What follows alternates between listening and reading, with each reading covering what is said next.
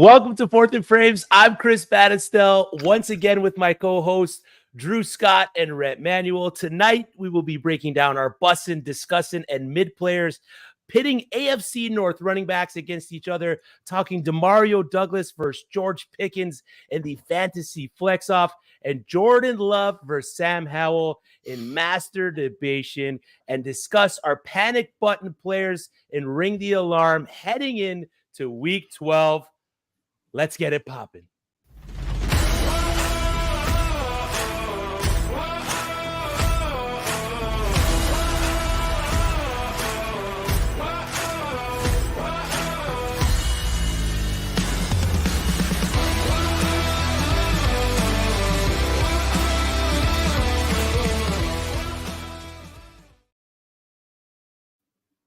What's good, fellas? Week 12, home stretch, 3 weeks left in the fantasy regular season. If your league does it right, nobody really wants fantasy football championship in week 18 when Christian McCaffrey is sitting, we already see some pretty bad quarterbacks playing under center. Jake Browning, Tim Boyle, Zach Wilson benched for Tim Boyle. Any of you guys put any claims in for Tim Boyle in any of your leagues? No, I did not put in a Tim Boyle claim, but I will tell you this. I heard one of the funniest bits I've ever heard on a podcast, a PFF Stock Exchange, NFL Draft podcast. They're like, Tim Boyle, we doing anything like that? They're like, isn't he one of the people that Aaron Rodgers packs in his luggage whenever he goes somewhere, like Randall Cobb, Mercedes Lewis, Nathaniel Hackett, and Tim Boyle's just in the luggage with him. He's just like a throw on. And now he's starting games. What a time to be alive. I hate everything in Tim Boyle is starting games. I could have sworn Tim Boyle and Jake Browning just finished playing in the CFL the past weekend. The only super flex dynasty league I'm in, I'm tanking and not looking to win games anyway. Now, maybe I should have picked them up anyway just to help increase my chances of tanking, but I didn't put in any claims on those guys, and so I feel really bad for you sickos that had to do so, thinking it was going to give you some type of hope heading into Week 12. I don't know what help there is there, but yeah, looking for any edge. That's a rough edge to look for, man. I got one rebuilding team. Maybe goes against the code of fantasy ethics, but I looked over everybody's fab dollars. I saw the guy who had the highest amount. He needed a quarterback. He had $75 worth of fab left. I put in claims for both Jake Browning and Tim Boyle, $76 each. Got them both. He was not happy. I then turned and put those guys on the block. Is that a dynasty league? Dynasty league, yeah. Okay, so I want to talk about that because people talk about that type of stuff, and I cannot stand the idea that if you're not in the playoff picture, you're not supposed to participate in waivers or anything anymore, especially in a dynasty league. Maybe in a redraft league that has like no keepers, anything like that, if it's just straight redraft. Sure. Maybe if you're, once the playoffs come, maybe. But dynasty leagues, everything's fair game year round. And if you want managers that aren't participating, then your league sucks. It's only 3 weeks, Drew. You really got to hold everybody's hands for 3 weeks. They got to participate for 3 weeks. They should participate. If you're signing up to play fantasy football, you have to participate for 17. Yeah, absolutely. I'm not with trade deadlines in playoffs. I'm not with all that jazz. No, trade deadlines is one thing. Yeah, no, trade deadlines is a whole different thing. That's a whole nother debate for another day. I'm just talking. Yeah. I saw people today complaining about non-competing teams putting in waiver claims, and I am of the belief that if you're in a dynasty league or a redraft league with any type of keepers or anything, you should want every manager in your league to be active from the beginning to the end. There should regular season, you're not competing for the playoffs, so you don't need to be putting in waiver claims. No, that's no loser shot. mentality. Competing for them draft picks. Yeah, play to the whistle. Play to the whistle, baby. That's it. That's damn it. Right. You got a question in the chat, Sam Albert. Thanks for joining in. Sam asks, any bold plays moving into this new week there, Rhett? Any bold plays moving into this new week? I'm just going to say that I'll talk about this a little bit later, but there is a certain receiver that I'm all in on as a flex guy for the stretch drive, and I'll talk about it a little bit later. Okay, sir. Drew, any bold ones? No, I'm locked in now too. I want to know what Rhett's little teaser's about because I don't. I'm kind of status quo. We kind of know these guys are who we thought they were at this point. We've got enough data to work towards. So I don't think I'm going to say anything too shocking. But I'm excited to hear who Rhett's all in on though. Yes, sir. Yes, sir. We're gonna get right into that stuff. But before we do that, Rhett, I need you to do me a favor. Put your hand up. Turn it. Pat yourself on the back. Me and you are in the Scott Fishbowl playoffs. Yeah, baby. Go. Here we go. Hold on. I just have a question. Chris. Yeah. Are you in the Scott Fishbowl playoffs? I am. Are you? I am. Hey, Drew, are you in the Scott Fishbowl playoffs? Hey, what's y'all's hit percentage on busting, discussing, and mid over the last month? Same as yours right now, bud. So let's over go. The last month? Not over the last month, but for the season, absolutely. Okay, just checking. Okay, just checking. We can move on then. All right, let's get into news and notes.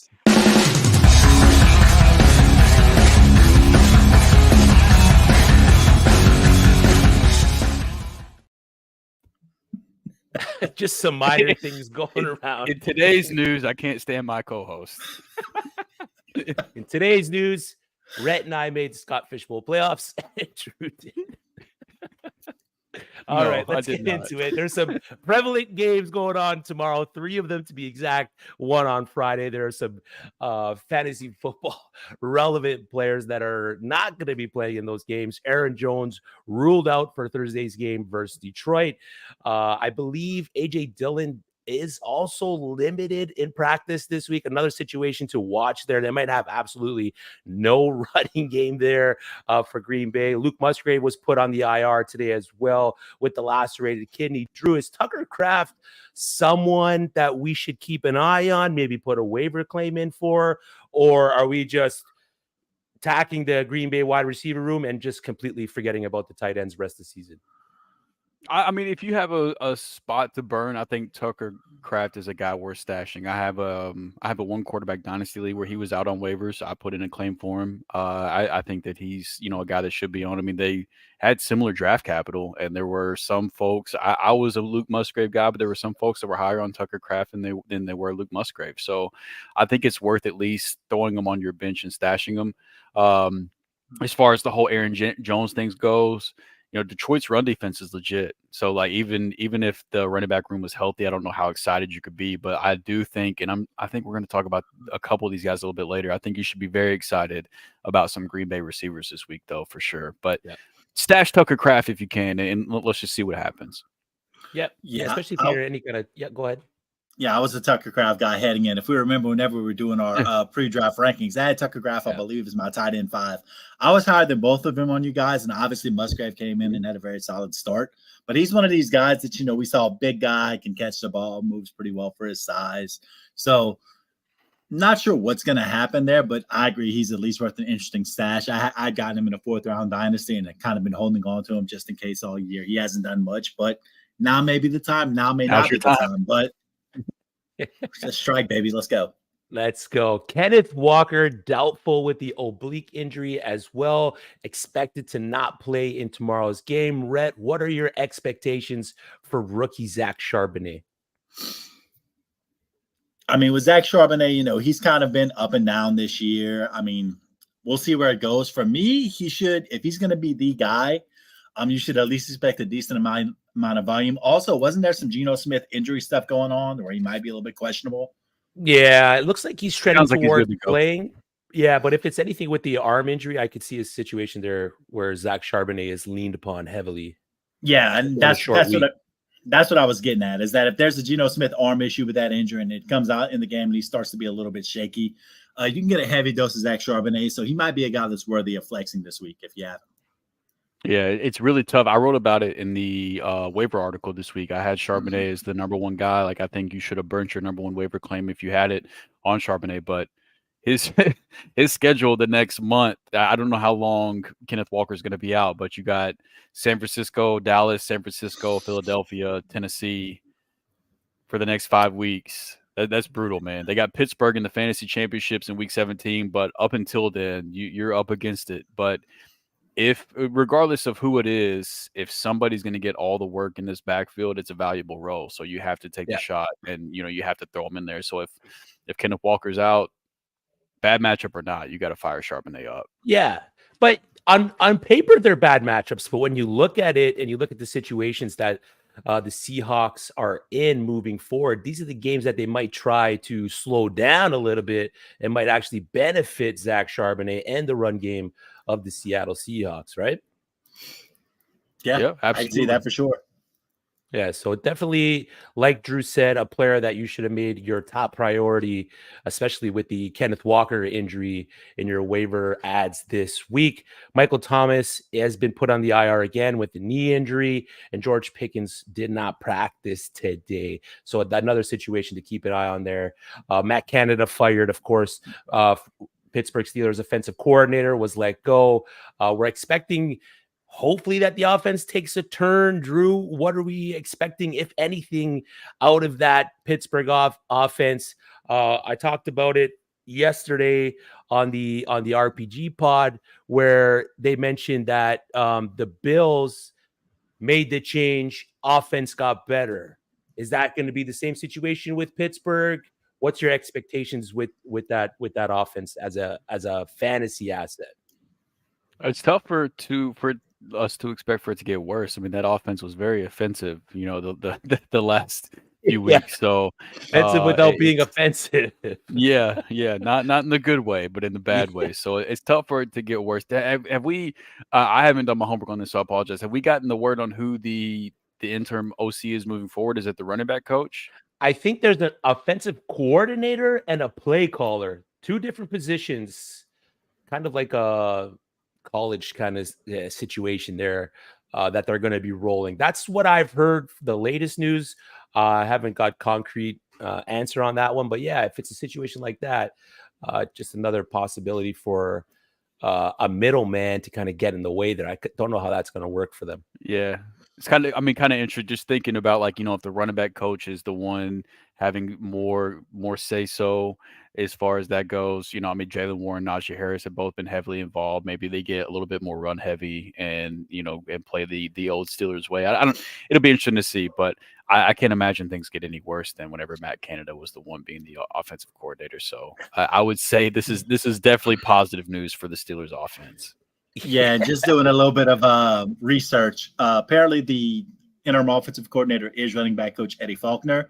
And as someone who had to live this Matt Canada experience when he was the LSU offensive coordinator for one season, I will tell you this: yes, it cannot get much worse. It's bad. It's bad. What's up, Joe? Happy Friday. Yes, it's Friday for you guys, right? Day off tomorrow. Big plans. It's the weekend, baby. Every day's been Friday this week for me. What are you talking about? I love it. Teacher life, baby. I dig it, man. I dig it. So let's get into one of my favorite segments on the show, Bussin', Discussin', and Mid. Go and try your luck. Test me in again. We let it rain. Please don't start us up. Got that black and white, that yang yang. Mr. Officer, please don't search us. We don't. Fellas, 9 for 9 last week. Our best week of the season. Let's go, we fellas. Swept the board. First time we've ever done that on the year. Pretty exciting stuff. This goes to show that the work that you guys are putting in is second to none, and I appreciate what you guys do in this segment. You too, though. Not for nine means you too. You too, though. Appreciate you guys. So let's get into it. Bussin', Discussin', and Mid. Bussin', we're going to give you our favorite plays of players that are outside the top 20 wide receivers, top 15 running backs, top 8 tight ends, and top 12 QBs, guys that we think are going to play well above their projections. Our discussing play of the week, a player inside those parameters that we think is not going to play up to their projections and ultimately be a bust play, or as we like to say, a discussing play. And then our mid play of the week, a guy that we ultimately is going to hit his projection. Safe floor play of the week, our favorite QB2 to QB3, wide receiver 3 to 4, RB2 to 4, and back end tight end 1 to 3. Pretty much our favorite flex play of the week. So let's hop into it. bussin' play of the week for week 12. Drew, what do you got? All right, so I mean, it's the fantasy universe probably going to come back to bite me because you guys are giving me shit about Scott Fishbowl, so I in turn took shots about busting, discussing the mid. So now that I did that, it's only downhill from here. But for this week, busting player, wide receiver DK Metcalf versus the San Francisco 49ers. There, a couple weeks ago, I pushed back on some discussion on Twitter that you should sell DK Metcalf, and since then, he was the wide receiver 17 in week 10 and the wide receiver 8 in week 11. He's had at least 9 targets in 4 out of 5 games and double-digit targets in 2 of those games. And despite the high targets, he's only found the end zone once over those 5 games. So I think there's some positive regression coming in that category, especially considering the size and the presence he has once they get down there. Like at 1 touchdown with that amount of targets over a 5-week stretch doesn't make sense to me. So the Seahawks receivers, they had a brutal stretch to start the year. Now that we know what we know, they faced the 6th most difficult strength of schedule based on schedule adjusted fantasy points, but things are finally starting to soften up. From weeks 11 to 17, the Seahawks receivers have had the 2nd easiest strength of schedule, and that includes this week's matchup against the San Francisco 49ers, who have had an insane pass rush, but the secondary, they've provided the 8th best matchup for fantasy receivers over the last 8 weeks, based on schedule adjusted fantasy points given up to the position. So over the last 6 weeks, 66% of the fantasy points given up to receivers by the 49ers have gone to receivers that line about wide. And DK, he lines about wide 85% of the time. So this should be a prime matchup for him. I know there were some questions on Geno's health, on DK's health leading up to the week. It sounds like they're both full go. They're both ready to go. So Fantasy Pros, Week 12 ECR has DK at wide receiver 22. I've got him up at wide receiver 13 for the week. I think he's in for a big one this week. Yeah. DK Metcalf. It's crazy that the expert consensus rankings have him ranked so low. I guess it has to do with the Geno Smith injury. And the matchup, of course. Yeah. That's gonna have to be tie that in. But I love it, man. I'm plugging in DK wherever I got him, and now that you got him as your busting player, I'm taking him out. So let's move to Rhett. Rhett, give us your busted player for week 12, man. Man, I love the way that Drew so eloquently set me up heading into this. But, we're going to talk a little bit of Jaylen Warren here. Heading into this week as the ECR running back 25, according to Fantasy Pros. Love it. My man is emerging because over the last 3 weeks in half-point PPR, he's had 12.8 fantasy points, RB14. 2 weeks ago, 18 fantasy points, running back 7. Last week, 22 fantasy points, running back 2 last week. So, we've been trending up each of these past 3 weeks. Is this the RB1 week? Probably not. But, let's go and let's discuss a little bit more anyway, because you got to do a lot to make it to RB1 status. And here's the thing, and here's why I'm nervous about him not having that number 1 RB1 overall week this week. Because if you look at his snap shares, he is the quote-unquote starter, but he is still actually playing less snaps than Najee Harris on a week-to-week basis. He only had 45% of snaps last week, but also in the last 2 weeks where Najee Harris has played more snaps both of those weeks. Week 10, this is total yardage. Jaylen Warren, 110 total yards. Najee Harris, 96 total yards. Both had a touchdown. Last week, week 11, total yards with less snaps. Keep this in mind. Jaylen Warren, 145 total yards. Najee Harris, 36 total yards. Jaylen Warren scores a touchdown. Najee Harris does not score a touchdown. So Jaylen Warren has consistently all season been more efficient, and he's heading into a Cincinnati Bengals defense that is giving up 4.6 yards per carry and has given up 170 fantasy points for the season, right around middle of the pack, 15, 16, somewhere around 16.8 points per game given up to running backs per game. And like we said so eloquently, this is now, we are free of Matt Canada. The cuffs are off. Everything. Free as a bird, and this bird you cannot change. This offense should be unleashed in theory. Like we said, at least it can't get much worse. So, but I'm also interested in seeing what these running back splits and the usage is going to be this week without Matt Canada calling these plays. But even so, knowing that these splits are up in the air, the Cincinnati Bengals have still given up 140 rushing yards or more 3 different times this season to opposing running backs. So bodes well for this offense no matter what. And in these last 2 weeks, the Bengals have given up 24.2 fantasy points to Houston and 25.8 to Baltimore last week. And as you know, neither of those teams really have these all-star, superstar sort of running backs. 2 weeks ago, it was Devin Singletary. Last week, it was a Keaton Mitchell, Gus Bus sort of situation. So with all that, it makes for a good matchup for Jaylen Warren. And if he's efficient as he has been, the touches have to go up, right? So what I'm thinking this week, we're looking at probably around 11 carries, 65 yards on a touchdown, 5 catches for 30 yards. That would make for another running back 1 week in the books for him. So Jaylen Warren is here. He's arrived. And in my opinion, he is busting this week. Great points there, Rhett. Joel Hamilton asks, are you not scared that the Bengals can stuff the box with Pickett, who can't throw the ball downfield? Does that worry you at all about the production of Jaylen Warren and the running game of the Pittsburgh Steelers?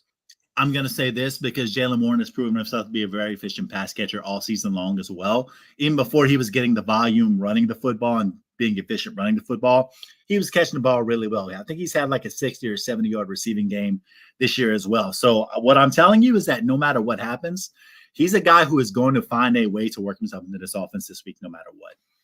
Yeah, he's explosive. Every time he touches the ball, he just looks so much better than Najee Harris. And then Joe's also got a follow-up, Drew, on the DK Metcalf talking point. He says it's interesting. You would think being one of the best pass rush teams that would help the defensive backs. It has since their bye week. They had a bye week in week 9. They've had impressive showings against Jacksonville in week 10, Tampa Bay in week 11. But if anything, I would be more concerned for Tyler Lockett than DK Metcalf, just in terms of like allowing Tyler Lockett to get down the field for the field stretching plays with them having the pass rush. But in terms of getting the ball out quickly, I think DK could benefit from that as well. And then if they do get down into the scoring area in the red zone, I think that DK could, I think there's some positive regression coming there as well. So I would be, if there's a Seahawks receiver I'm concerned about this week, it would be more so Lockett than DK for me. There you go. Great points.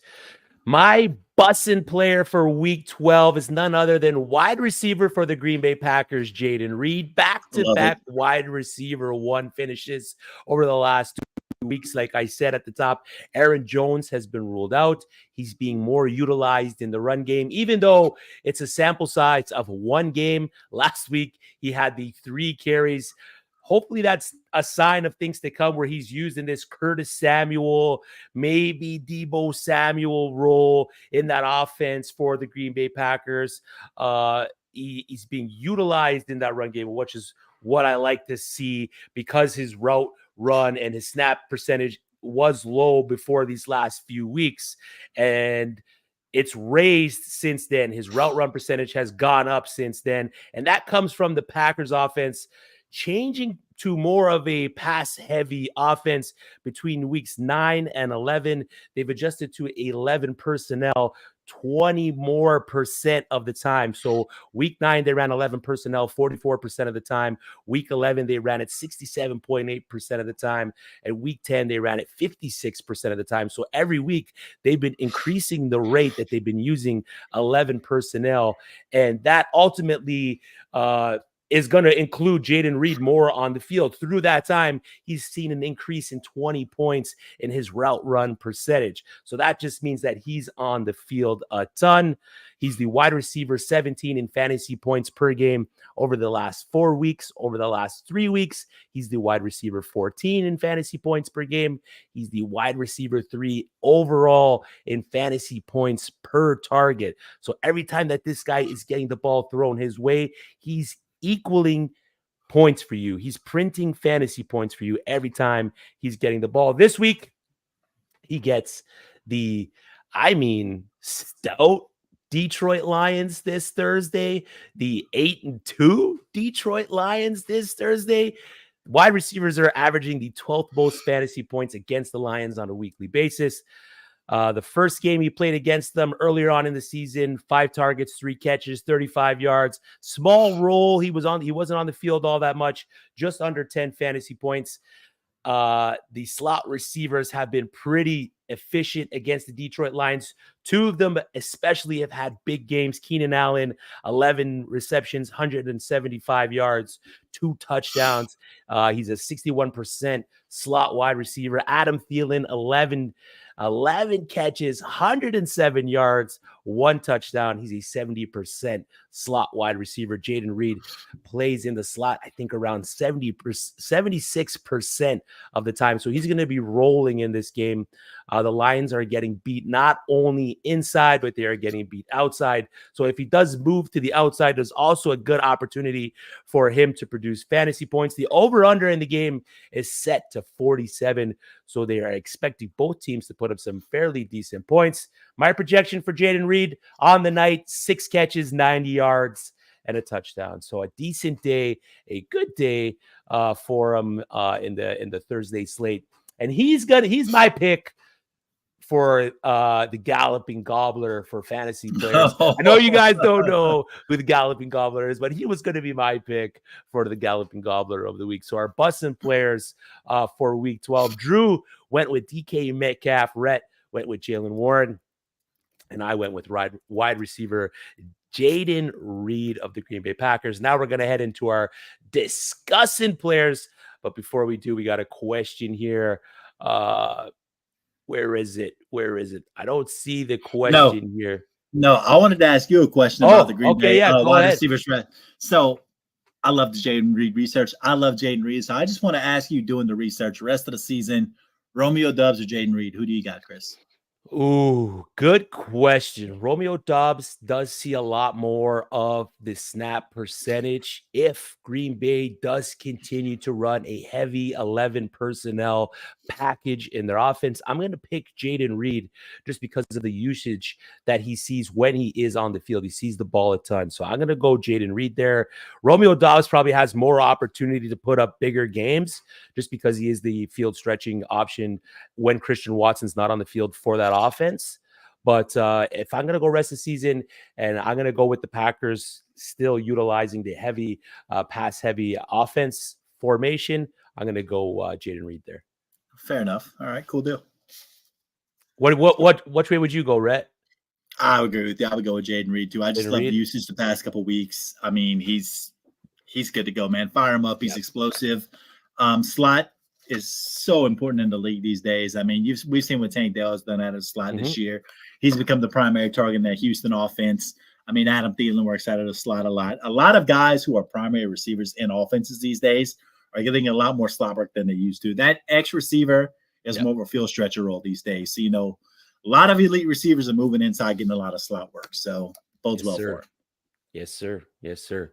We're going to get into our discussing players, but before we do, anyone watching on Twitter that wants to drop a question, we cannot see your questions or comments. So head over to the YouTube page, like the stream, subscribe to the channel, and drop a comment in the comment section. Let us know what you're thankful for heading into this Thanksgiving holiday weekend. Let us know what fantasy football players you're thankful for, guys that have gotten you to a spot where you're competing for a championship. Head over to the TikTok to see Gator Jays, our producer extraordinaire's same game parlay video. He's getting you set up with some locked in bets, as well as Keith Fleming's DFS lineup for tomorrow's games. Boys, let's head into our discussing players, guys that we don't really think are going to have a good game.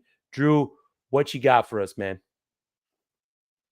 Yeah, this one doesn't feel good at all because DeAndre Hopkins is one of my favorite receivers of all time, but I think it's going to be a tough week for him. It has nothing to do with Hopkins. He's looked great this year, but it has everything to do with the matchup. On the surface, you see the Panthers on the schedule, and you might think, oh, okay, bad team, good matchup, nice week for Hopkins.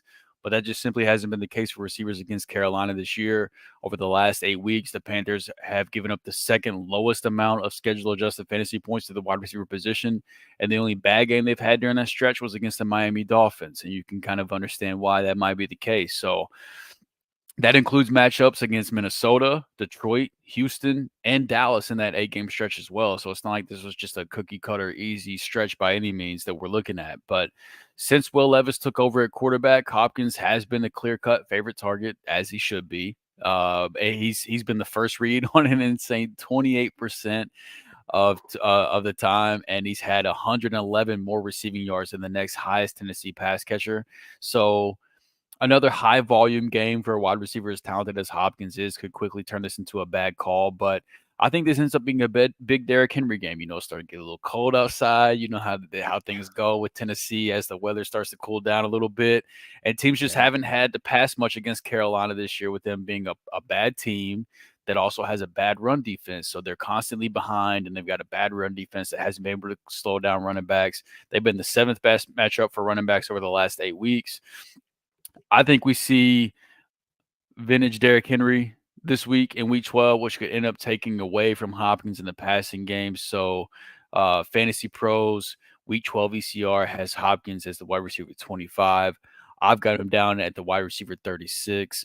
Rhett, I know you've been like a big Tajay Spears guy as well. So I'm kind of curious, Derrick Henry, Tajay Spears as the season winds down. Do you think that the rookie starts to cut in a little bit, or how's your feeling on this running back room here as the season winds down? I mean, they've been teasing this thing all year. Like, will they, won't they? At this point, we're getting a little late in the year. The only thing I could see possibly is that if Tennessee decides to put it into the tank, they might start to give Tajay a little more run to see what they have right there, just to kind of, see what's up there. But for the most part, it's kind of been what it is all year. I mean, they sprinkled in Tajay Spears. We've seen flashes, but for the most part, they're not going to quit Derrick Henry. He's given that franchise too much at this point. And if their goal is to not be very good, I mean, it really depends on whether they want to continue with Derrick Henry and see if that December Henry magic comes around one more time, or if they want to see what they have in Spears going forward. So, it's hard to tell. I can't really give you an expert way one way or the other right there. Yeah, I think it's going to be a big Derrick Henry week this week against Carolina. I think this might be Joe. I know Joe in the YouTube comments, he's also asking for a big Derrick Henry week. I think he gets it this week. Carolina, they've been a run funnel defense. That's just you run against those guys. So I think Tennessee gets up, and I think the big man gets the ball. Yes, sir. Tractorcito season. That's what we like to hear. We want to see Derrick Henry get the ball. We want to see Derrick Henry in the end zone as fantasy managers, because when Derrick Henry plays good, I mean, your fantasy team plays good as well, because that guy just puts up fantasy points at the end of the day. So that's DeAndre Hopkins as the discussing player for Drew. Rhett, you got a running back that hits close to home for me. So let's hear it, man. All right, before we get there, I just want to say Joe Hamilton's been commenting all night. I just need to know whether this is the legendary Georgia Tech quarterback from the late 90s that perfected their triple option for Georgia Tech. So, Joe, let me know if you're that guy or not. If not, it's fine. But in my mind, you are that Joe Hamilton from the ACC in the late 90s. But anyway, my discussing player for the week, Javonte Williams. Chris, I knew I was going to cut you deep with this, and I didn't do it intentionally. But when I did my research, I just couldn't help. I had to stand on this hill because, number one, he's playing the Cleveland Browns defense, which, as we all know, has been quite elite all season long. They are an elite defense that is in the top 10 against every fantasy football positional group that's on offense all season long. Running backs, receivers, tight ends, doesn't matter. They are taking down everybody. It is a defense, or shall I say, it is a running back in Javonte Williams that is averaging less than 4 yards per carry this season and has only had 100 total yards one game all season long. He's had 0 rushing touchdowns, only 2 total touchdowns, both of them in the receiving game. So for lack of a better way of putting it, this Javonte Williams, who looked so good in year one and had the injury last year, for a lack of a better way of putting it, has been nothing more than a running back 3 for your fantasy teams all year long. And coming into the week, once again doing research, I've noticed that despite how good the numbers look on the Cleveland Browns defense, they've also given up 20-plus fantasy points to running backs on 4 occasions this year, which doesn't sound especially good until you realize that those running backs were Christian McCaffrey, Jonathan Taylor, a super efficient Baltimore committee, and a super efficient Pittsburgh Steelers committee. So those 20-plus running back weeks that they've given up have all been to very viable backfields with either superstars or very good committees in both of those situations. So I don't have any worries about those perceived Cleveland Browns struggles. And when we come back to Javonte Williams, his best games this year were a game where he had 27 carries for 85 yards, and he finished as the running back 9.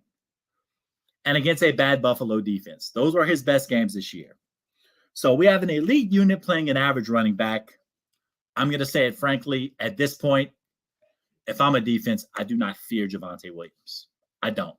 I have more fear about that Denver Broncos passing game at this point with Russell Wilson playing well and Cortland Sutton and all these different guys doing what they do. I mean, that's just where I am. The Fantasy Pros projection for Javonte Williams has him for rushing for 70 yards this week. He's only had 70 yards total 3 times this season. Wow. All year long. So the odds say that this is not the week that that's going to happen, especially playing a defense like the Cleveland Browns. So count me on Javonte Williams. Yep. All great points there. Joe Hamilton hopes you're wrong because he is a Broncos fan. But and a Georgia Tech legend, by the way. But Georgia Tech legend. Exactly. We got a question here from William. Downs, Reed, or Singletary for flex? Drew, I also want you to rank them for me.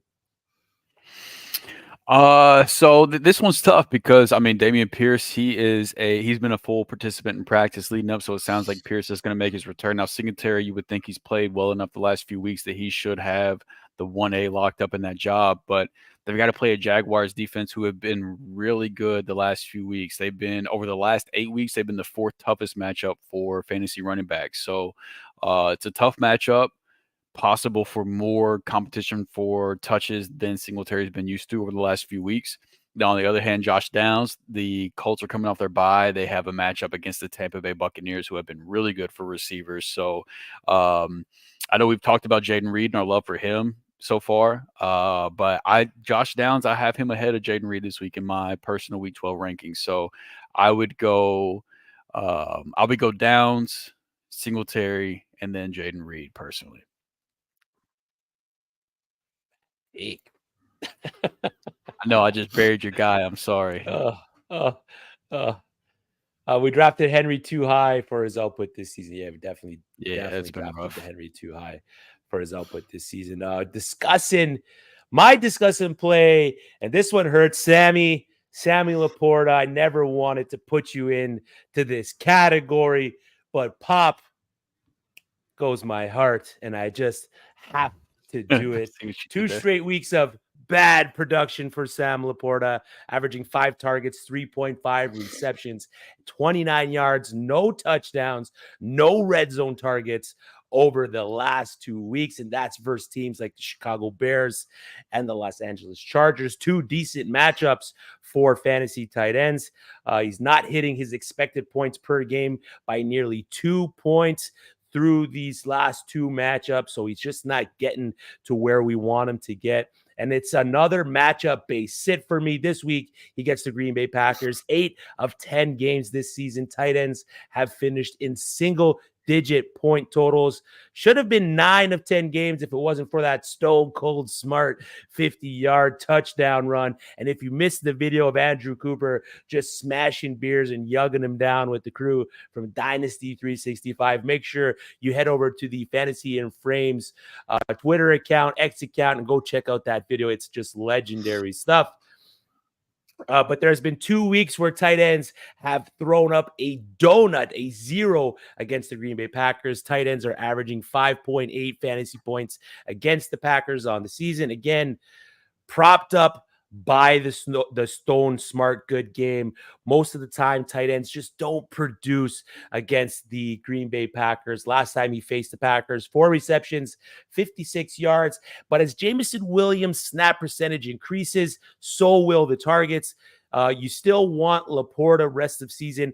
Jameson Williams' snap percentage over the past 3 weeks, actually since he's come back, has steadily increased. game after game. So as those rise, you're going to see Sam Laporta take a little bit of a step back in just seeing the ball a little bit, not too much of a hit, just a little bit of a hit. But it's just this week, the Green Bay Packers lock up opposing tight ends. My projection for Sam Laporta, 4 receptions, 30 yards. Joe Hamilton, as an Amon-Ra and Gibbs owner, I am not disappointed with this take, Chris. Hey, that's why we're here, Joe, to agree with Chris. Right, Drew? Right, Rhett? Yeah, sure, bud. No, absolutely not. Absolutely not. So those are our discussion plays for week 12. Drew with DeAndre Hopkins, Rhett with Javonte Williams, and I went with Sam Laporta. Rhett, Joe's got a question in here. He says, do you have the data on the committee carries in Denver that may have impacted Javonte's output? Handy? Most likely, I'm not going to speak for you. Most likely you don't have that data, but that is something that you might be able to, Joe, follow Rhett at R Manual Sports, and he will maybe drop that data on his Twitter for you. You have it, Drew? I've just for week 11, I'm assuming he said disappointing. So week 11, he was the running back 31 on the week. He still handled 85% of the rushing attempts for the Denver Broncos. So he was still the guy. But Minnesota, they have a tough run defense. It's no different coming up against Cleveland. It seems like he's the guy in the committee as far as, the rushing attempts go. Now, he only had a 6% target share among running backs and receivers and tight ends. So the target share is kind of but I mean, he's still handling the majority of the rushing attempts. So, tough matchups like he dealt with last week and he's going to deal with again this week. It's tough to deal with, but he does have Houston in week 13, the Chargers in week 14. I think there's better days ahead for Javonte. So, I mean, he keeps carrying the larger percentage of rushing attempts for the Broncos. There you have it, Joe. Great work, Drew. Yet again, man. So we're going to head into our mid plays for week 12, our favorite safe plays heading into the week, guys that you can just plug into your lineups, your flex spots, not really have to worry about. Drew, you've been leading us off today. Why not continue the trend and let us hear it, man? I'm cool being leadoff hitter, man. I'm all right with that. All right, so look, this is a little bit of a homer pick. You can see the Rams jersey behind me here a little bit, but Kyrie Williams, running back, Los Angeles Rams against the Arizona Cardinals. He's been designated to return from IR. He's expected to practice this week and play on Sunday. I think you should be confident putting him right back into your fantasy lineups this week as well. The Rams have already released Darrell Henderson. They pulled him back onto the practice squad this week, which I would expect for him to stay there. And while Royce Freeman didn't look terrible, I don't think he looked good enough for Sean McVay to go away from the high snap share that Kyron Williams was getting prior to his injury. Prior to him getting hurt, Williams played at least 65% of snaps every week through the first 6 weeks and was above 80% of snaps on 4 of those 6 weeks. He handled 97 of the team's 114 rushing attempts and 23 of the team's 27 targets during that time as well. Now, I will say, I think Royce Freeman has looked better than Ronnie Rivers did, that was the backup for the Rams prior to the Kyron Williams injury. Whenever they brought in Royce Freeman, or whenever they gave Royce Freeman some more work and they brought in Darrell Henderson, I think that Royce has looked better than Ronnie Rivers. So the snap count might come down a little bit. They might still continue to get Royce Freeman more involved than they did the backups whenever Kyron Williams was healthy for his first stint to start the year. But I still think Williams goes right back to being the guy. And to make things even sweeter, he walks right into a matchup with the Arizona Cardinals, who have been the third best matchup for fantasy running backs over the last 8 weeks. And the fun part about that data is it includes the last time the Rams and Kyron Williams played against the Arizona Cardinals, where Kyron put up 20 rushing attempts, 158 yards, and a touchdown, and finished as the running back 3 on the week. It was actually his last healthy week before he started missing some time. So Fantasy Pros, Week 12 VCR has Kyron Williams at running back 25. I've got him up at running back 16. Fire him, take him off IR, fire him up, put him in your lineup immediately. Yep, I like it, man. He was electric for the Rams when he was healthy, getting put back into the lineup. They were okay cutting Darrell Henderson. I'm looking forward to the stretch run of Kyron Williams. Rhett, hit us with your mid pick. All right. Slow down, Junior. But anyway, my mid play, and we kind of teased that earlier this week. I was asked if there was any flex plays that I felt like were outside of the box for the rest of the season. I'm going to give you one now, and I'm going to go ahead. We're going to dial it back to 2013, 2014, whatever the era is, and we're going to make Odell Beckham Jr. my mid player of the week. Let's go. Let's have some fun. He steps in as the ECR wide receiver 46. But if we're being honest, if you watched any football last week, you know that Mark Andrews is now out for the season. If you watch any football, you know that Zay Flowers has not been a go-to guy all year. Neither has Rashad Bateman. There's that hole that needs to be filled inside that passing offense, and it may very well be with Odell Beckham. So I love him right now. I love him, especially with Zay Flowers being a flex guy. I see Odell Beckham Jr. personally as a wide receiver 3 for the rest of the season, with some upside going forward. And to note, he's also acquire him now because on waiver wires, he is still in all likelihood available for you because he is rostered in less than 50% of leagues in most places that you play. So he is still available. And to make matters better, he's playing the Los Angeles Chargers this week, who are ranked 31st against wide receivers and 31st against quarterbacks for this coming week. Odell Beckham has looked healthy these past 5 weeks or so, and this is a Chargers defense that gave up a 52 fantasy point burgers to the Green Bay Packer wide receivers last week. Ladies and gentlemen, that feels tasty. Yeah. Now, let's say this. I don't think that this is the Odell Beckham Jr. of 2013. He's not that explosive guy that he used to be. He's not going to stretch the field like he used to, and that's fine. Because there's more than enough steel here. There's more than enough meat on this bone to where he's going to hit his floor. This week, he is in a 4 reception for 60-yard spot easily for me. And it could be bigger than that if we're being honest. I like the 4 for 60 as a projection. And to be honest, Fantasy Pros has him around there too. And here's a fun fact for you is that in Fantasy Pros, in the past 5 weeks, Odell Beckham has produced well above Fantasy Pros projections for him. So without Mark Andrews being there, I feel good about this continuing. I think Odell Beckham Jr. is a nice flex play this week, and I think he is a guy that can be very good for you going forward for the rest of the season. Yeah, I dig it. Joel's got a question for us here again. Rank these guys this week and rest of season. Hollywood Brown, OBJ, and Josh Downs. Rhett? Drew? Yeah. So I would say Hollywood would be wide receiver 1 for me, as far as those guys go. And then I think it's really close between Downs and OBJ now with the Mark Andrews injury. I would lean slightly Downs just because I think Zay Flowers, Rashad Bateman hasn't looked bad, and you know how I feel about Rashad Bateman. I'm kind of I'm a little torn here.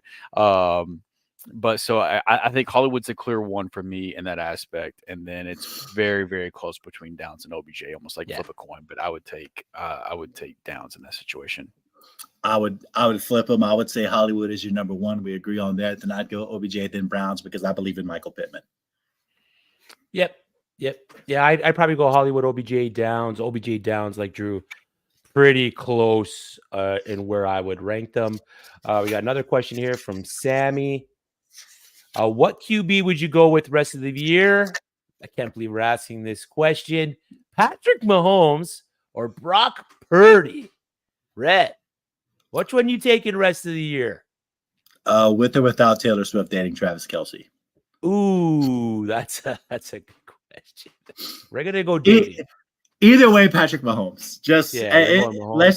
We're going Mahomes, and it's Brock Purdy. Nice story. Not the fantasy nor real quarterback that Patrick Mahomes is. This is a no-brainer for me. Yeah, Drew, you going the other way on that? No, absolutely not. It's Mahomes. It's absolutely Mahomes. Yeah, you stick. Great, like Rhett said, great story. He had a great day last week. He's had some great games, but man, Mahomes is just that dude. Okay, so my mid play, no problem, Joe. Anytime. My mid play of the week is Gardner Minshew. Minshew walked so the Tim Boyles, Jake Brownings, Tommy DeVitos, and Josh Dobbs could run.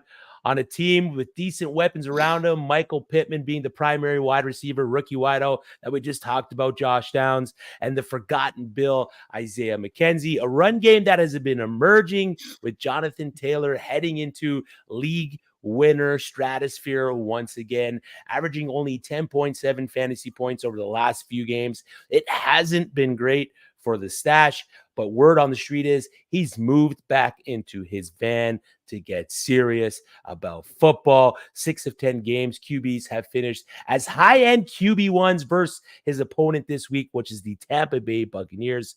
Quarterbacks are averaging a QB1 finish on the year. Purdy, as we just mentioned last week, 21 completions, 333 yards, 3 passing touchdowns. CJ Stroud, his 5 touchdown week came against the Tampa Bay Buccaneers. 50% of the games versus the Pucks, opposing QBs have thrown for 2 or more touchdowns. Gardner Minshew this week is a solid floor play if you are looking to fill in an injury spot or want to stream a matchup. There are no bye weeks this week, so you have to be really hurting for quarterback to play a guy like Gardner Minshew. So if you are, or if you're in a 2 QB league, super flex league, Gardner Minshew is a solid QB2 play for you on the week.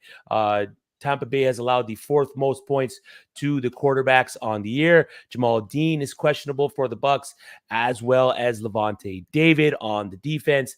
The Bucks have allowed 5 QBs, 5 quarterbacks to throw for 300 or more yards on the year. So it's a perfect spot for Gardner Minshew coming off the bye to have a decent day for fantasy managers. My projection for the stash, the Gardner Minshew. You guys have heard the story of Gardner Minshew where he broke his own hand to gain an extra redshirt year. Have you guys ever heard that story? No. Oh, you guys have never heard that Gardner Minshew story? No. Do tell. God, uncultured swine, you guys. First the Galloping Gobbler, now this one. What is going on? Who even are you guys? I'm starting to question my own existence. But my projection for Gardner Minshew, 250, 2 tugs. Decent day, decent outing, solid floor play for you. So our mid plays on the week, Kyron Williams was Drew's.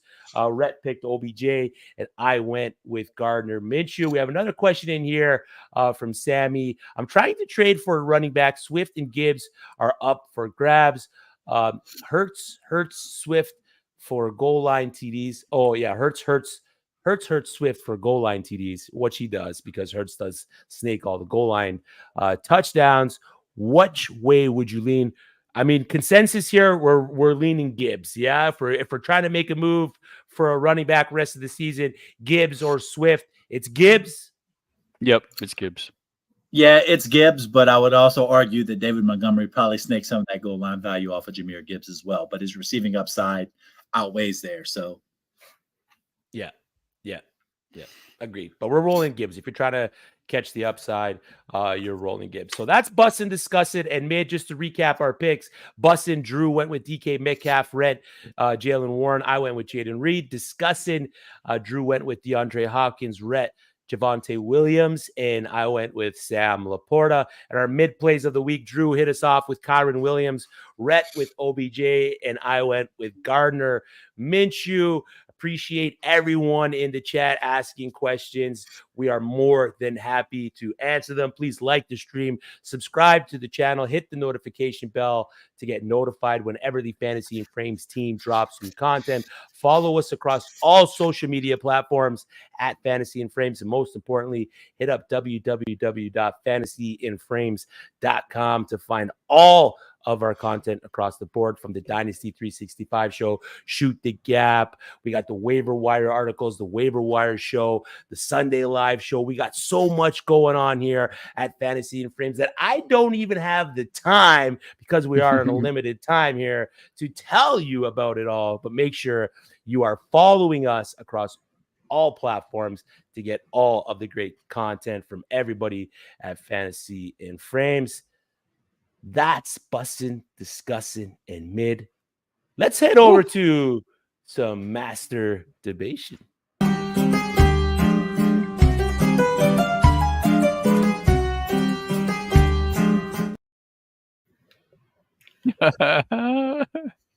It gets me every time.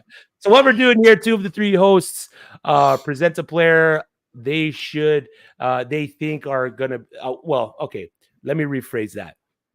Two of the three hosts are going to argue the situation that the other host is going to present, and then that judge, as well as you, the viewer or the listener, you can hit us up on Twitter and let us know what your pick is going to decide the winner. Drew has been on fire, but we're not going to, me and Rhett here, the SFB playoff guys, we're not going to collude just to make Drew lose because I like what Drew's been doing. He's been wrecking us. It's only going to make us better. At the end of the day, iron sharpens iron.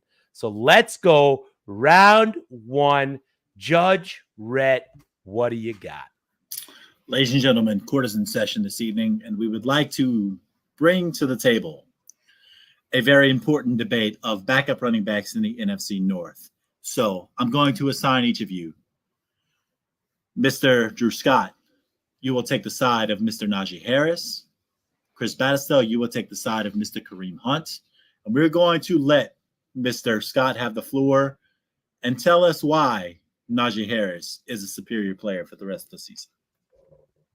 I feel like I've already got the deck stacked against me because we started this thing off with we're not going to collude against Drew. This sounds like some stuff that people that are going to collude would say, but this is gross. I can't believe you even signed me up for this, but give me Najee whenever it comes to these two guys. Even though he's technically the backup to Jalen Warren now, he's still played at least 51% of snaps over the last 3 weeks since Warren started going on his tear. And even though Warren has been the better player and has been a top 15 running back over the last 3 weeks, Najee has also had 2 top 12 running back weeks over the last 3 and had 16, and 12 rushing attempts over the last 3 weeks. Now, this isn't a Najee versus Warren debate. That would be silly. We know it. We know it's Warren. So this is a Najee versus Kareem Hunt debate.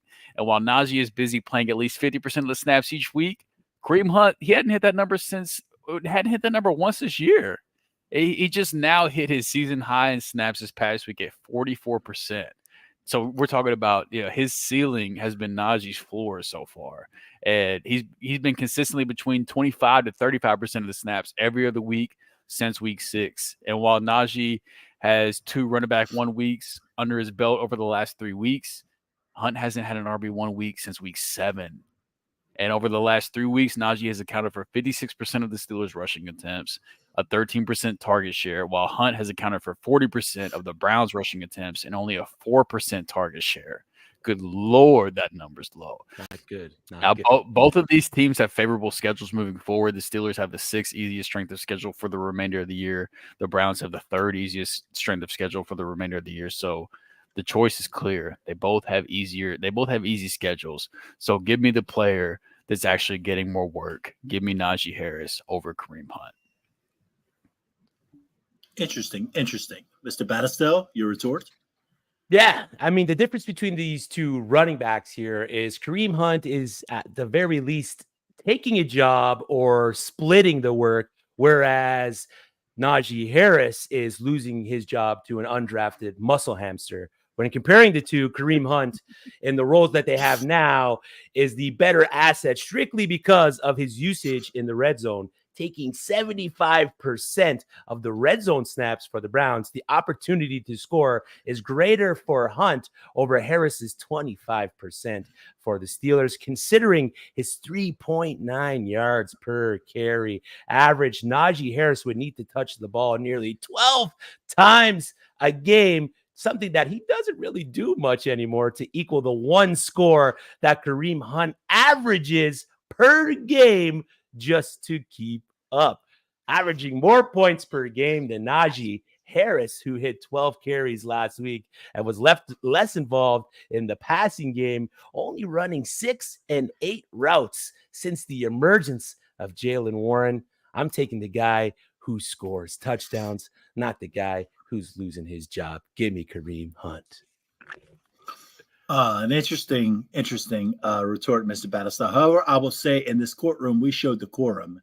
And calling Mr. Warren a muscle hamster was out of line, out of pocket, and has no place in this courtroom. So for that reason alone, not to mention the superior argument, we are disqualifying you and giving round one to Mr. Scott. Have a nice day. What superior argument did he give you? No comment. What do you mean with superior argument? The fact that the fact that he's losing his job. You're giving me stats from week 1 and week 2. I gave you stats for the last 3 weeks. He's a all bum. of my stats for the last 3 weeks, man. Jerome Ford is doing everything. The guy don't score, man. Order in the court. How many touchdowns did Kareem Hunt have for the last 3 weeks compared to Najee? 3. How many? Najee got the same. How many? Okay, we're not doing this anymore. You won, all right? Don't get it. No, I'm not done. I'm not finished. It's not over. All right, let's get into the next one. I'm going to give you guys the fantasy flex off of the week. 2 wide receivers that I want you guys to argue who the better flex play is for this week. I don't want rest of season stats. I don't want any of that nonsense. I want this. That was one time. Holy. All right. So Rhett's going to represent George Pickens, and Drew is going to represent Demario Douglas. Drew, you're on the clock. You keep making me go first tonight. This is weird. This feels like a setup, like collusion, maybe. I don't know. Some people might call it that. Not me, but some people might. Hey, you just won the first round. This is the classic debate of flash versus substance. All right. So since Demario Douglas saw an increase in snaps in week 7, he's had at least 6 targets and at least 4 receptions in 4 straight weeks. He also just hit a season high 9 targets and 84 yards heading into his week 11 bye week.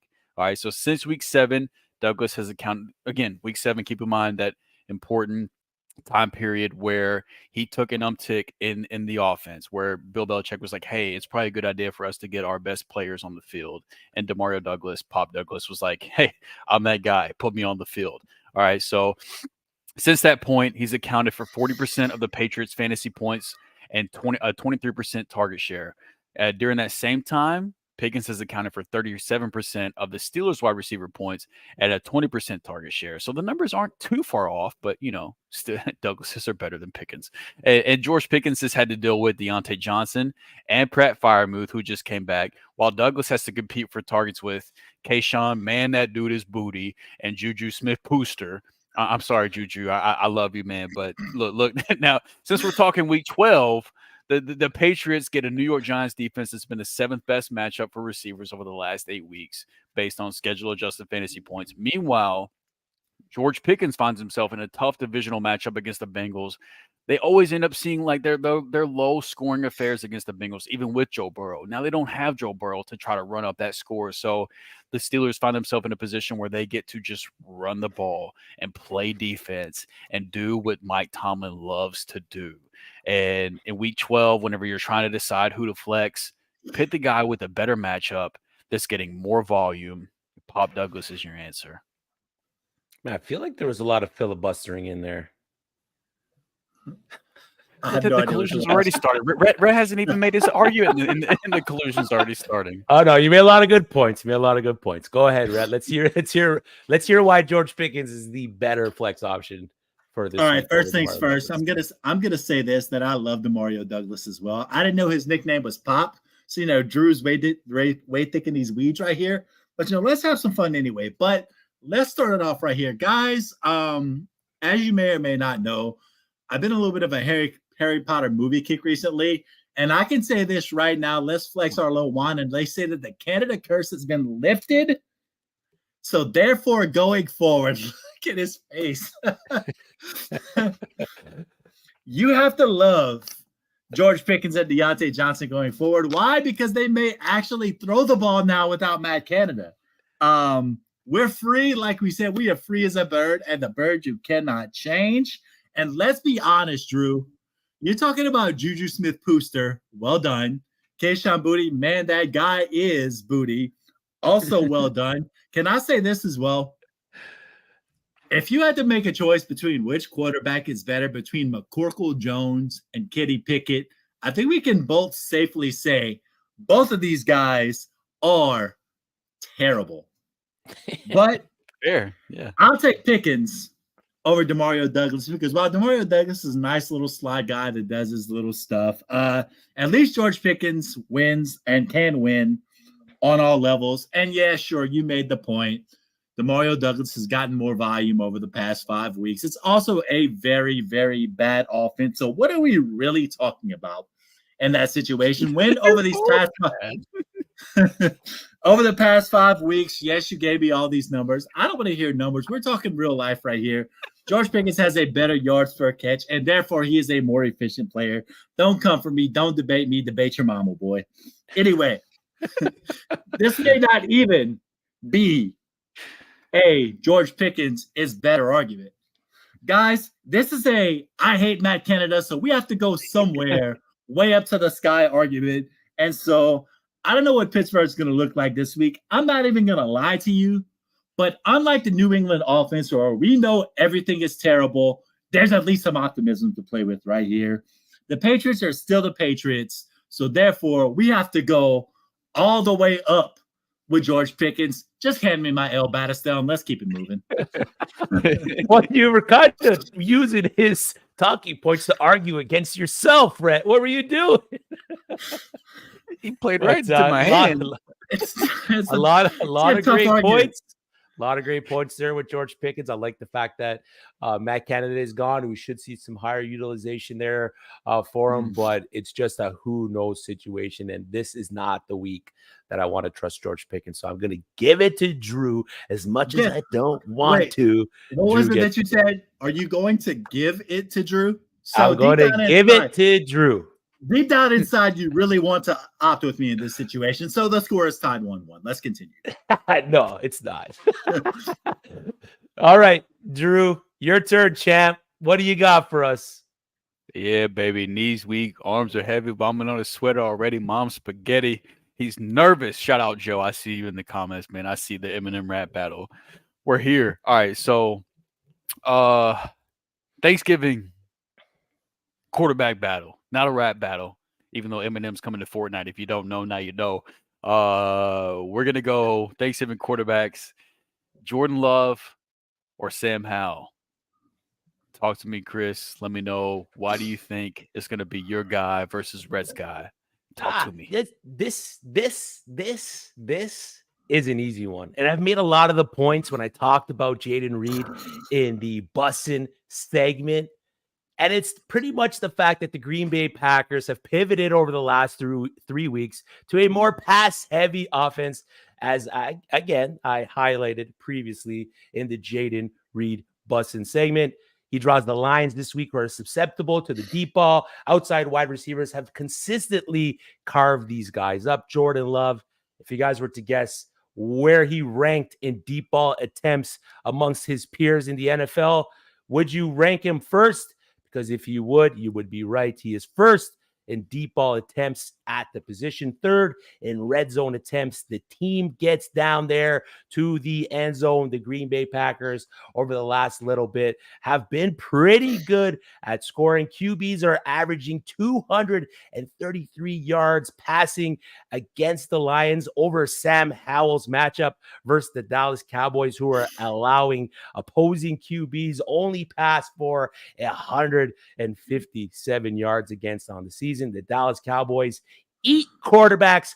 Jordan Love's 5% sack rate compared to Howell's 11% sack rate is going to leave him more likely to not turn the ball over. Sam Howell likes to get hit by opposing defenders. Sam Howell likes to fumble the ball. 4 QBs have hit single digits against the Cowboys. It's not looking good for Sam Howell. Over the last 3 weeks, opposing QBs have only averaged 12.8 fantasy points, whereas QBs versus the Lions, 20.3 fantasy points over that span. This is an easy one. I'm sorry I got to do this to you, Rhett, but it's Jordan Love over Sam Howell this week. Rhett, talk to me, baby. What you got? Okay, guys, a couple weeks ago, I declared myself to be a Sam Howell atheist. And since then, in the name of the Farad, the Cousins, and the Howell ghosts, I have been reformed, ladies and gentlemen. And Sam Howell is ready to feast on Thanksgiving Day. He's been consistently better than Jordan Love all year, first off. And I know that Dallas seems like a very good defense, and they are, but they feasted on bad QBs. And let me run down the guys that they feasted on for you this year. Chris, are you ready? Would you consider Daniel Jones a good quarterback? You wouldn't. Zach Wilson, not good. McCorkle Jones, no. Brett Rippon, the worst, as John Raphael would like to say. The Italian stallion Tommy DeVito, not great, Bob. Bryce Young. This is over half of Dallas' schedule this year, and I think it's pretty safe to say that you can have good weeks against that murderer's row of terrible quarterback play. But let's keep it moving. These are the Dallas Cowboys quarterbacks that they've had top 10 quarterback finishes against this year, according to Fantasy Points. Our Lord and Savior, Sam Howell, is not those guys by any means. He's him. So he is all three. He is the Trinity. He is my spirit. He is everything. I'm even wearing the Commander's red tonight, just in the spirit of Sam Howell. But let's keep it moving. Is he up and down? Of course he is. Does he take a lot of sacks? Sure he does. Does he fumble the ball sometimes? Maybe. Is there arguing against yourself again? Is there a 4-interception game somewhere in this tag bucket? There has been at some point this year. But listen to me. I'm not done. When Dallas has seen a high upside quarterback, a Jalen Hurts, a Justin Herbert, whoever that is, they haven't played that well this year. And last time I checked, Sam Howell is still near the top of the league in a lot of major passing statistics. Touchdowns, passing yards, completions, all these things. So I like the case you made for Jordan Love. It's cute, but by God, the quarterback God deserves this. Give it to Sam Howell. My God, if Drew is the Eminem of this segment, Rhett, you got to be the Cheddar Bob, brother. Ray, you had me in the first half. I'm not gonna lie, but then once you started reminding me how much Sam Howell turns the ball over, and then you tried to compare him to Justin Herbert and other elite quarterbacks, you killed me, man. You killed me. I got to give it to Chris. It's Jordan Love. Jordan Love over Sam Howell. Cut the tape. Yes. Do you really believe that? Do you believe that, though? Do I believe that Jordan Love this week is going to be better than Sam Howell? I do. This week. And that was the case. We were arguing, right? Yeah. All right. Well, we got it on tape. So that is Master Debation. Just again. Make sure you head over to www.fantasyinframes.com to find all the excellent articles, videos, rankings are up there, weekly rankings, IDP rankings, redraft rankings, dynasty rankings, everything you need to succeed for your fantasy football season. Follow Drew at Drew3MR, Rhett at R Emmanuel Sports, our producer Gator J at Fantasy J77, and everyone else across the Fantasy in Frames family. People that we are all so thankful for in this space. So that is Master Debation. We got one more segment to go before we head out of here for the holiday weekend, and it's Ring the Alarm.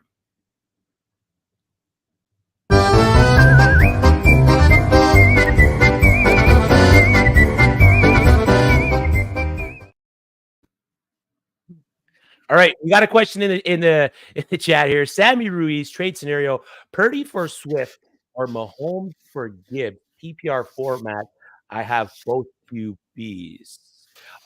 Sammy, just we're guessing if we're gonna roll with one QB here, right? So we're gonna roll one QB. Rhett, which one are you pulling the trigger on? All right, so Purdy for Swift or Mahomes for Gibbs in PPR format. You have both QBs. I would say we're not trading Patrick Mahomes for Jahmyr Gibbs. I would definitely go Brock Purdy and flip him for DeAndre Swift, and that's a pretty easy play for me. Yep. Yep. Feel the same Same way. as- Yeah, you the same, Drew. Sorry. Just checking something here. Ooh, I hit the wrong button. Okay, Lock ring it the in. alarm. I'm going to present a player to Rhett and Drew here. I'm going to give them some basic information on the player before I reveal the name, and they are going to let me know whether or not we are ringing the alarm on said player for the rest of the season, or we are canceling the alert for the time being. And the first one is a heavy hitter at the top of the season. A couple or I would say a few RB1 finishes, but over the last 2 weeks, he has seen a decrease in his snap percentage, 61%, 66%. Fantasy production has been 5.4 points and 7.4 points. He has only seen double-digit carries in one of the last 2 games. And the running back I am talking about here is Travis Etienne, Jacksonville Jaguars. Rhett, he started off hot at the top of Drew. He started off hot at the top of the season, came off the bye, cooled down a little bit. Are we ringing the alarm or canceling the alert on Travis Etienne? We are absolutely canceling the alert on this one. And like last couple of weeks coming out of the bye have been less than ideal, no doubt. Our running back 38 and running back 27. But for a running back that only had 2 weeks outside of the top 10 running backs all season before the bye, a stretch like this was coming. Like he couldn't put up top 10 weeks every single week as the year goes on. Now, those 2 difficult weeks, he played the 49ers and the Titans, who are both very tough run defenses, but he's still the guy on the offense. And the thing that worries me the most, honestly, is that he accounted for 83% of the team's rushing attempts for the first 8 weeks, where he put up those running back 1 after running back 1 weeks. Whereas the last 2 weeks, he's only accounted for 51% of the rushing attempts and 11% target share. The target share is pretty much still on brand with what he saw all year, but the rushing attempts are down almost 30%. And it is a small sample we're talking about. But the reality is you have to just keep putting him in your lineup. Like if your trade deadline hasn't already passed, and you can package ETN with another player on your roster to go get like a Christian McCaffrey or maybe an Austin Eckler, then I don't, outside of that, I don't know if there's another running back that I'd rather have the rest of the season. Looking at the rest of his schedule, he has back-to-back plus matchups in the coming weeks against Houston and Cincinnati before he runs into a tough 3-week stretch where he has to play the Browns and the Ravens and the Buccaneers. Now, the Ravens and the Buccaneers, they're both in the fantasy playoffs.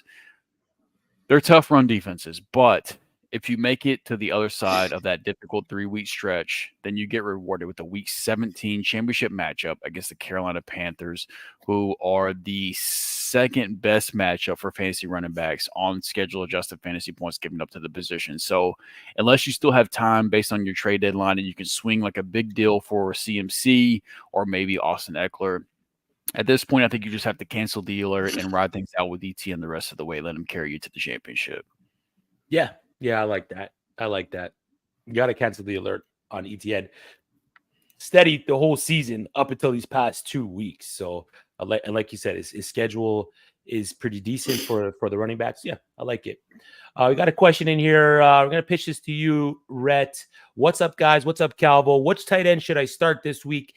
Evan Ingram or Jake Ferguson? Looking at it very quickly right now, Evan Ingram has had a very strong season for the most part. But, over these past couple of weeks, in standard scoring, Evan Ingram has had 2.9 fantasy points and 1.2 fantasy points over the past couple of weeks. Whereas Jake Ferguson has had an 8.6, a tight end 5 finish, and 3.2, which isn't great, but still both of these past 2 weeks are better than Evan Ingram. So if I'm you right now, I'm riding the hot hand, especially considering that this Washington defense has not been great all season. I'd go ahead and I would fire up Jake Ferguson this week versus Evan Ingram. Yep. There you go. I like that pick as well. All right, next ring the alarm player. This one we're going to pitch to you, Rhett, a guy who has seen multiple games, 4 games with double-digit targets.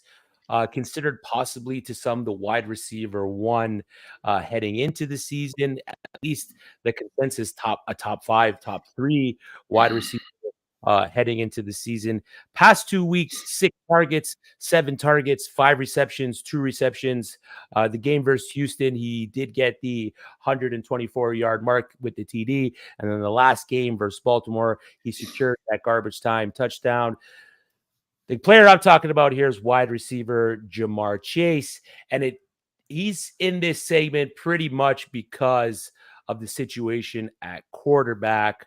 Are we going to ring the alarm on Jamar Chase with him attached to Jake Browning? Or are we going to trust the talent and the volume that he should see in the offense and cancel the alert, Rhett? Cancel the alert for exactly the reasons you just said, because I don't know if you watch inexperienced quarterbacks. We've seen many of them over the years. These are guys that these are guys that tend to lock in on one guy, and it tends to be one super stud. And Jamar Chase is unquestionably one of these super studs of this league. So, yeah, Joe Burrow's out in the Jake Browning era is going to begin. And we're probably going to see Joe Mixon get a lot more volume than he has in previous weeks. All that being said, the rest of the schedule for Jamar Chase, you see Pittsburgh twice, Indianapolis, Jacksonville, Minnesota, Kansas City. So it's a mixed bag there. There's some good matchups there. There's a Kansas City matchup, which is going to give anybody trouble. You probably want to avoid them that week. But the big thing right now about Jamar Chase, and I'm still going to cancel the alert on this, is that no one really knows how to rank Jamar Chase this week. And he is currently sitting around the ECR 15, 16, something like that. There are top 10 rankers in the ECR, and 2 of them, we have them anywhere from wide receiver 15 all the way back to wide receiver 28 from people that really have nailed rankings this year. So to say that we don't know what's going to happen right now is an understatement, but I believe in the talent. I believe in Jamar Chase and who he is. I believe in the fact that he's probably still going to see several 8, 9, 10 target games, because these guys who don't have a lot of experience don't go through those progressions quite as well. So I'm not counting out Jamar Chase strictly on talent. However, let's give this a couple weeks and let's wait and see. We're not ringing the alarm yet. We are canceling the alert for the time being, especially considering I strongly believe we're still going to see some strong target games. Yeah, I like that. Quickly before we go, before we head out here and head into the holiday weekend, one last player. We could just go quickly around the frames here. Just let me know, cancel the alert, ring the alarm. This running back, the past 3 weeks, 49% snap percentage, 43% snap percentage, 63% snap percentage. A game with 75 yards and a touchdown. A game of 24 yards, no touchdowns. A game of 38 yards, no touchdowns. Pretty much non-existent in the passing game. Over the last 3 weeks, 17 carries, 11 carries, 10 carries. He does have 2 games left against Houston, both in the fantasy playoffs. And this is a player that produces very well against Houston. Are we ringing the alarm or canceling the alert on Derrick Henry, Drew? I'm canceling the alert, man. I think this guy could end up being a league winner, honestly. I mean, if you look at the red from weeks 12 to 17, he only has one semi-tough matchup against Miami in week 14. Outside of that, Carolina plus matchup for running backs, Indianapolis in week 13 plus matchup, 2 matchup against Houston, you mentioned, plus matchups, and then sandwiching between the 2 Houston matchups, Seattle Seahawks, another. I think they're like top 5 best matchups for fantasy running backs. So, I mean, this end of season schedule, as the world gets cold, as we already talked about, it is loaded for Derrick Henry. So I think this guy could end up winning some leagues and just come out of nowhere. Yeah. The only thing is I don't really know if he's going to have too many cold games. Carolina, which is this weekend in Tennessee, Indianapolis in Tennessee. I don't know what the weather's like in Tennessee right now. Is it chilly? It's a little. It's very Derrick Henry. Okay. I like it then. I like it. So, Rhett, quickly. Let's go ahead and cancel the alert for now. But like we said, let's wait and see on what happens with these next couple weeks. But once again, you only have to make it through week 17, 1 or 2 big Derrick Henry games, especially in the playoffs, and you may be a made man. So let's go ahead and cancel the alert. There you have it. That's the show for us. Playoff King Henry. Yes, sir, Joe. Let's hope he crowns some champions. Before we go, fellas, give me your MVP for tomorrow's games. Fantasy MVP. Who's going to be your galloping gobbler for tomorrow's games? Did not make this obvious already. It's got to be Sam Howell, right? Sam Let's die on this hill. I love it. Drew? I'm gonna go with Dak Prescott. I think he torches Washington tomorrow. Possibly quarterback 1 in the week. I think he goes wild on Thanksgiving week against that Washington Commanders defense with no pass whatsoever because they traded them all away. Yeah, they did. I'm gonna go Jaden Reed. I'm gonna stick with my Jaden Reed pick. And then actually, if Joe Hamilton goes Gibbs, I like that pick. I'm gonna modify my pick and go ahead and let's just say Amon-Ra St. Brown has a big game tomorrow. I like that one too. Yep. And then before we go, because it is Thanksgiving, goat side. Drew, goat side dish. I know you're not a big Thanksgiving, Drew. Mac and cheese. Rhett? Yeah, no discussion. Listen, I'm a Louisiana boy, and I'm just going to go ahead and say that our goat side dish down here is what y'all would call dirty rice, but we call it rice dressing. Like off dump is fantastic. There you go. For me, it's a sweet potato pie, baby. The sweet potato pie is goat. It's goated. I make one from scratch, so it's a little different. I don't buy none of that store stuff. But that's it for the show. Appreciate again everyone that's dropped a question, a comment, like the stream, that has subscribed to the channel. We appreciate each and every one of you. Thankful for each and every one of you heading into the Thanksgiving holiday weekend. For everyone at Fantasy in Frames, be safe. For Drew at Drew3MR, for Rhett at R Manual Sports, I'm Chris. Toodles. Toodles.